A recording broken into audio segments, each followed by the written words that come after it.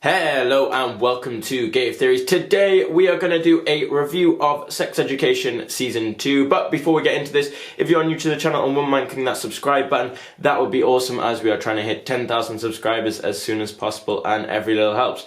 But without further ado, let's get straight on with the video. Okay, so to start off with, as a whole, I really like the show Sex Education. I'm going to put it out there. But they kept with the same aesthetic, obviously, for Season 2 as they did for Season 1. But I'm still really confused by the aesthetic of the show. I want to get this bit out first. I'm just going to kind of ramble talk. But the aesthetic of the show is the clothing is that 80s sort of American vibe. Of clothing that's like high school clothing, which also explains the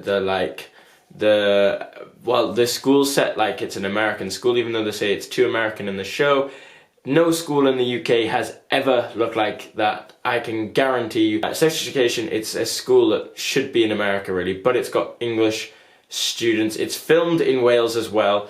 The actors are speaking in British accents, so I'm just confused as to where it's set and when it's set as well, because this 80s aesthetic as well with iPhones, just like where on the confusing me. It looks cool. I know why they've done it, because it's a cool looking aesthetic, and this could be anywhere, you know. But it's confusing to an American audience. This would probably seem like, oh, this is quite normal. To a UK audience like myself, it's a bit confusing as to when and where it's set, with the phones, the cars, the housing, the clothes. They're all in slightly different time periods, a bit like jarring really, but as a whole it's just an aesthetic of a look. It means absolutely nothing to the show. The content's still there. I didn't like it in Season 1, I don't like it. I'm confused where I am. But it doesn't really affect the show. So we'll get on to the Season 2 part review. Okay, so as a whole, I thought Season 2 was pretty good, to be fair. They've carried on the story really nicely, and I think that Season 2 as a whole was a nice, well-rounded thing. They managed to cover so many different types of sexualities and people's stories to do with them in Season 2, which was really cool. You had, obviously, Ola, who is pansexual. You had Adam coming out as bisexual. You had Eric's story. You had Otis's story. They've covered a broad range of sexualities in the show, which was really cool to see. Not many shows have managed to do that before, I don't think, where they've covered so many in like one season or one movie, for example. But they've done it really well. Obviously, the show is called Sex Education, so you'd hope they'd cover all of that. But yeah, it's a show that I think the storyline was really good this year as well, and it was quite an emotional one as well. I mean, you've got to feel when Amy gets sexually assaulted on the bus. You really do feel for her in the subsequent episodes, how she can't manage to get on the bus.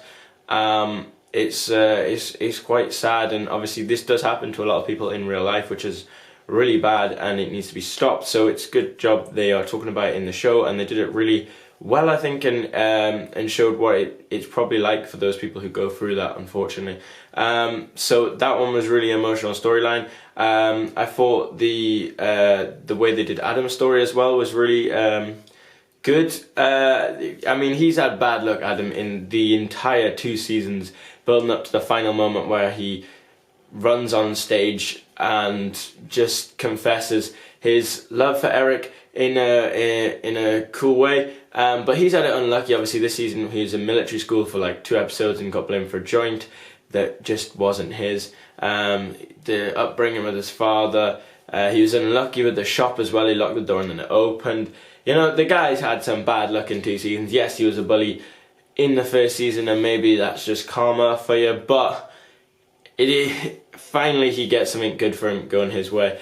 And I think him and Eric are a good couple in the show. Obviously, Eric and Raheem were a good couple, but you could always see in his eyes that Eric really wanted to be with Adam. In terms of Otis and Maeve's stories, it was kind of like the whole series it was like it was going to be a circle, and it was like they started from a point where you thought they could probably be together, and then you thought by the end of the series it was going, and then it's just kind of looped away again, which I think is going to be an ongoing pattern throughout Sex Education. I might do a theory on that actually soon. That they're always something there, but it's just never going to quite happen for them. Again, of course, he leaves the message at the end, and it's deleted, which is obviously a nice cliffhanger, and means that the show will probably be renewed for season 3 as they haven't tied it up. Otis' story as well, he really changed in this season, I feel, and sorted out a lot of things with his character. I think at the start, that first scene of season 2, where he's in that masturbation sort of thing, it's actually a really well put together sort of shot, and I think people can relate to that a lot. And then the way he loses virginity at a party. That house party, by the way, is the best house party I have ever seen. Imagine if that had been a house party. I don't know anyone else who had a high school house party quite like that. I went to some good house parties, but they were nowhere near off the level that was. His story was good, yeah.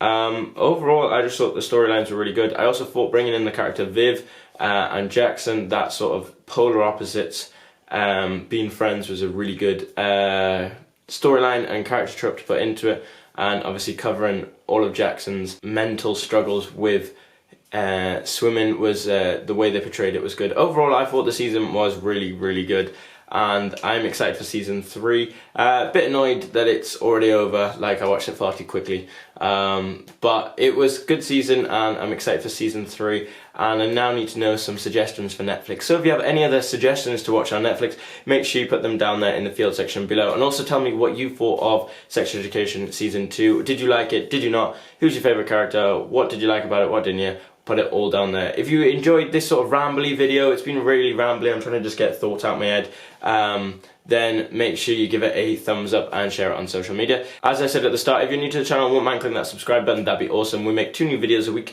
including theories, reviews, top 10s, then and nows, anything to do with film and TV we will cover. Then make sure you click that subscribe button, because I'm sure there'll be something you want to click. And if you're already awesome and subscribed, first of all, thank you for subscribing, you are a legend. If you also want to click that bell button, then you'll never miss a new video. And as always, we've been here on Gate of Theories. Thank you so much for watching, and we will be back on Tuesday with another video, so stay tuned for that. But as always, we've been here on Gate of Theories. Thanks for watching, and we'll see you on Tuesday with another video. Thanks for watching, guys.